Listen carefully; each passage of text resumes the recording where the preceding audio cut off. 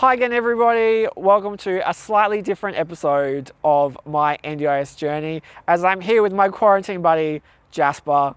Today we're going to be exploring a few updates. Jasper's done, he's out.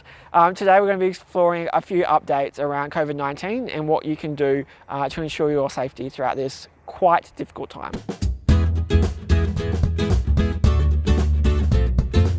During this time, it's really important to adhere to the advice given by the Australian government. So there are three aspects to that advice. First is obviously good personal hygiene. So where possible, covering your mouth when coughing or sneezing with your elbow, not having any personal contacts, not shaking hands when greeting anyone, and also ensuring that you wash your hands regularly with either soap or hand sanitizer. The second aspect is social isolation. So for instance, I'm working from home. I'm not taking the risk catching public transport going to my workplace. I'm at home, minimizing the risk of actually meeting people, and it's tough, but it's definitely required to help slow the progression of COVID-19 throughout the community.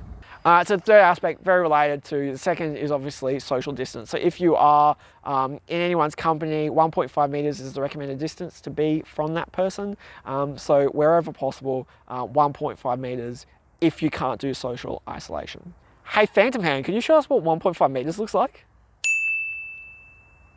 So the NDIA has a brilliant resource, question and answering all of your concerns throughout this time. It is here, there.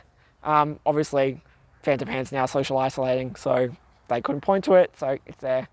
And one of the really good pieces of information that I have in the resource is if you are having a review come up shortly, the NDIA can actually renew for up to 24 months during this time. So definitely talk to your planner about that, because they can also do it over the phone as well. But keep that in mind because it's a really good piece of information to remember.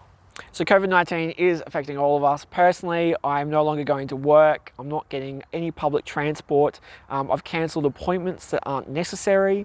And these are all things to help me mitigate the risk within my own home. Coupled with that, I'm also limiting the number of support workers that are coming into my home now, which is tough. And obviously throughout this whole time, mental health is really, really important. So what are some things we can do to stay sane in these really, really crazy times? I'm being sure to stay social online, speaking to my mates. I've instituted a FaceTime happy hour where all my mates, we all have a couple of drinks while FaceTiming each other.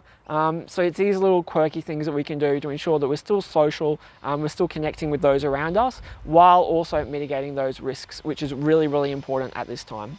So service providers are still working through this as much as we are as well. So it's important to stay socially connected, talk to others, and check out the updates as they're coming through from the NDIA or from your service provider. Stay in touch with them, talk to them, because together we can figure this out. By doing this, we can ensure that we stay supported during this time. Stay safe, stay vigilant, and stay home. The second this is done, I'm going back inside. Like, it's important to be mindful of others, because by being mindful of others, we can ensure that we stop this from getting any worse. So we're all in this together, guys. It's a difficult time, but by staying connected socially, we can get through this. For more information on the NDIS and your journey, head to planpartners.com.au.